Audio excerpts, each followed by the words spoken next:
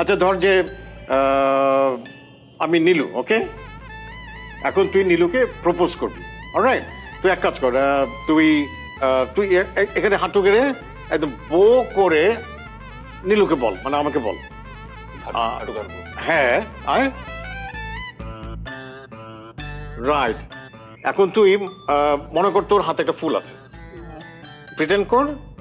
Right, ফুলটা নিয়ে তুই নীলুকে বলবি, নীলু আমি তোমাকে ভালোবাসতে শুরু করে দিয়েছি নীলু, তুমি যদি চাও আমি তোমার সঙ্গে আজীবন কাটিয়ে দিতে চাই নীলু। বল।